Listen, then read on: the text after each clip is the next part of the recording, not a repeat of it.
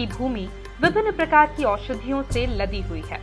इस माटी में कुछ ऐसा जादू है कि यहाँ उपजी हर वनस्पति बड़ी से बड़ी बीमारियों को मिटाने में सक्षम है।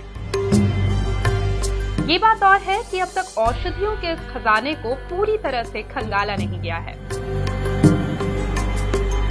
शास्त्र लिखे जाने के काल से जो काम अधूरा पड़ा है, उसे पूरा करने का जिम्मा संभाला है विंध्य हर्बल्स ने, जो धरती की कोख से चुन चुनकर औषधि रूपी रत्न बाहर निकाल रहे हैं।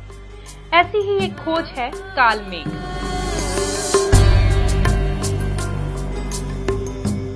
इसका जिक्र चरक संहिता में भी मिलता है।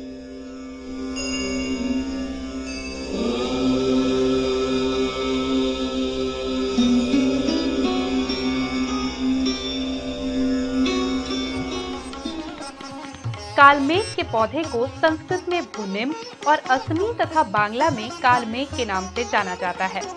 इसे कड़ू चिरावत भी कहा जाता है।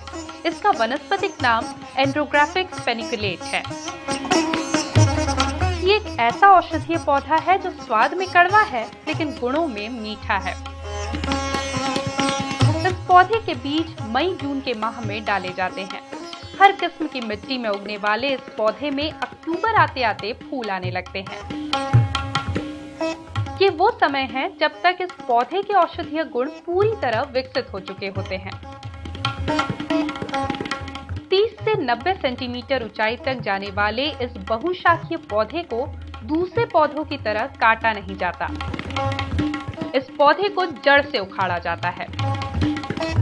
जड़ समेत निकले इस पूरे पौधे को पंचांग कहा जाता है। इस बात का विशेष ध्यान रखा जाता है कि पौधा निकालते समय उसकी जड़ को कोई नुकसान न पहुंचे। इसीलिए पौधे को निकालने से पहले जमीन को पानी डालकर गीला किया जाता है। ये साफ सुथरे पौधे उसके बाद पहुंचते हैं विंध्य हर्बल्स की बरखेड़ा पठानी स्थित प्रोसेसिंग एंड रिसर्च लैब में। कालमेघ की पारंपरिक और आधुनिक दोनों तरीके से औषधि बनाई जाती है। गांव में कालमेघ की औषधि पारंपरिक तरीके को अपनाकर बनाई जाती है। इसके लिए इसके पंचांग को धोकर धूप में 4-5 दिन तक अच्छी तरह सुखाया जाता है और मिट्टी, कंकड़ जैसी अशुद्धियां या कचड़े को अलग कर लिया जाता है। इसके बाद इसको कूटकर इसका रस निकाला जाता है और पीसकर चूर्ण बनाकर औषधियों के रूप में उपयोग किया जाता है। आधुनिक तरीके से इसकी औषधि बनाने के लिए कालमेघ के पौधे को विंध्य हर्बल्स की बरखेड़ा पठानी स्थित प्रोसेसिंग एंड रिसर्च लैब में लाया जाता है। यहाँ इसकी शुद्धता की जांच की जाती है और प्रमाणिकता का टैग या मुहर लगाई जाती है। इसके बाद इस प्रमाणित कालमेघ के पौधों की औषधि बनाने की प्रारंभिक प्रक्रिया शुरू होती है। सर्वप्रथम यहाँ इन पौधों को वैज्ञानिक तरीके से नेट या जाली लगे बक्से में रखकर पानी से धोया जाता है, जिससे मिट्टी, कंकड़ और अन्य अशुद्धियां पानी के साथ बह जाए। इसके बाद इन्हें धूप में 2-3 दिनों तक अच्छी तरह से सुखाते हैं, लेकिन इनकी नमी को पूर्ण रूप से सुखाने के लिए इसे ओवन में भी सुखाया जाता है, जिससे बैक्टीरिया और कीड़े मकोड़े पूरी तरह से समाप्त हो जाएं।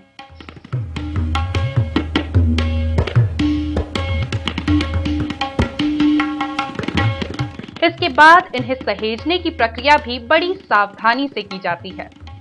बोरे या गत्ते में पैक करके इन्हें ऐसे स्थान पर रखा जाता है जहां नमी न पहुंचती हो। साथ ही माइक्रोबियल और बैक्टीरियल इन्फेक्शन से बचाने के लिए समय समय पर जांच भी होती है। संचित करके रखे गए कालमेघ के पौधे को फ्रेगमेंटर में डाला जाता है, जहां ये छोटे छोटे टुकड़ों में परिवर्तित हो जाती है। इसके बाद शुरू होता है कालमेघ पौधे के औषधि में तब्दील होने का सिलसिला, जिसमें ये छोटे छोटे टुकड़े गाढ़े और कड़वे घोल में बदल जाते हैं। इस घोल से बनती है कालमेघ की अलग अलग दवाएं, जिसमें कालमेघ के कैप्सूल, पाउडर और कालमेघा रस शामिल है। इस औषधि में मौजूद होता है कालमेघिन, एंड्रोग्राफोलेट, टैनिक एसिड, साथ में होता है सोडियम और पोटेशियम। रस का सेवन करने वाले से रोजाना 1 चम्मच लें। चूर्ण 1 से 3 मिलीग्राम। कालमेघ यानी कि कड़ू चिरावत से बनी ये दवाएं लिवर, पित्त, रक्त विकार, मलेरिया, बुखार, पीलिया, अग्निमांद और चर्म रोगों के लिए कारगर होती है। कड़वी तासीर की वजह से कालमेघ मच्छरों से होने वाली बीमारियों को भी ठीक करता है। मसलन मलेरिया, चिकनगुनिया जैसी बीमारियां इसके सेवन से कुछ ही दिनों में ठीक हो जाती हैं। मध्य प्रदेश लघु वनोपज संघ द्वारा बाजार में लाई गई इस औषधि के कुछ कमर्शियल उपयोग भी हैं। शराब को कड़वा करने के लिए इसी औषधि का प्रयोग होता है। ये एक बेहतरीन डाई भी है। इस औषधि का इस्तेमाल कपड़ा रंगने के लिए भी किया जाता है। कालमेघ की औषधियां विंध्य हर्बल्स के सारे आउटलेट्स पर उपलब्ध हैं, जिन्हें रियायती दरों पर इन आउटलेट्स से खरीदा जा सकता है। क्योंकि इनके उत्पादों में कोई मिलावट नहीं होती, लिहाजा संजीवनी जैसे केंद्रों से इन्हें खरीदना शुद्धता की 100% गारंटी है।